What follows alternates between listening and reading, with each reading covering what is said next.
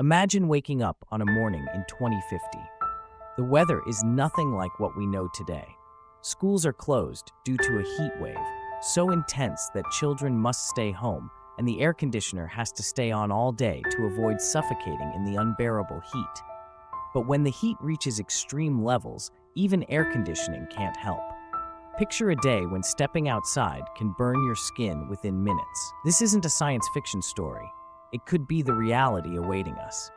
By 2050, heat waves are expected to occur more frequently and last longer, with areas in the middle latitudes experiencing extreme temperatures for 90 to 180 days a year. The question is, can our bodies handle this? And what can we do to protect our health when faced with such extreme conditions? The body's mechanisms for regulating temperature. The human body has several natural mechanisms to cope with heat. When the temperature rises, the hypothalamus sends signals that cause blood vessels near the skin to dilate, allowing more blood to flow to the surface and release heat.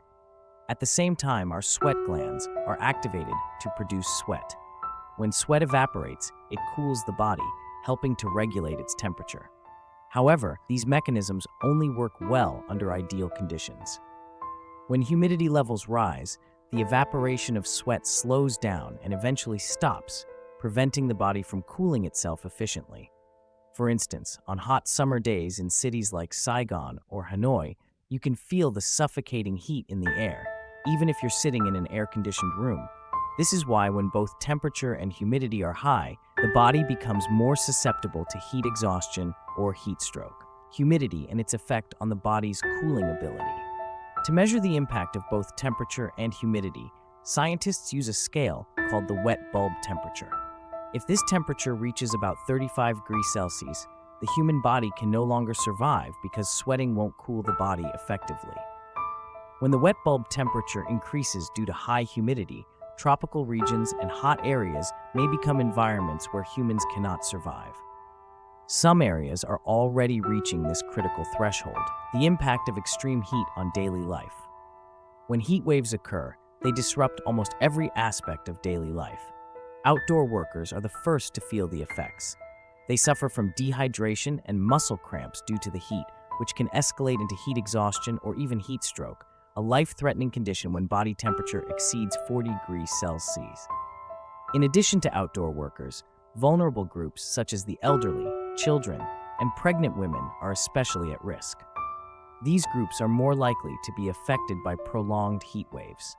Specifically, people with pre-existing health conditions, such as heart, kidney, or lung problems, face even greater challenges in maintaining their health during extreme heat.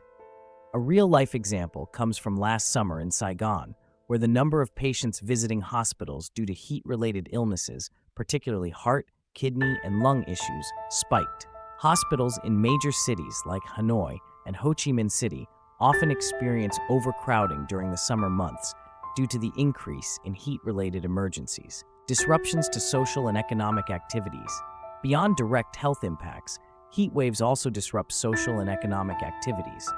Imagine a city so hot that construction sites must shut down, flights are grounded because they can't take off, and restaurants close because the heat in the kitchens becomes unbearable. Meanwhile, those who remain indoors with air conditioning may feel safe, but the cost of electricity soars, creating financial pressure for families. A real-life example from last year in Saigon involved a family having to choose between keeping the air conditioning running to escape the heat or saving on their electricity bill to cover other living expenses. They reported that their electricity costs had doubled during the summer, and sometimes they didn't have enough money to maintain normal living conditions. This situation isn't just limited to low-income households. Even middle-class families can face such challenges when extreme heat persists for long periods. Conclusion: lessons learned and taking action. The impacts of extreme heat on health and daily life are undeniable. However, we are not powerless in the face of this challenge. By staying hydrated, minimizing exposure to high temperatures, and preparing ourselves with preventive measures, we can reduce the risks associated with extreme heat. What's important is that everyone understands that even a few degrees can make a significant difference in protecting one's health. Therefore, dealing with extreme heat is not just an individual responsibility, but also a community effort.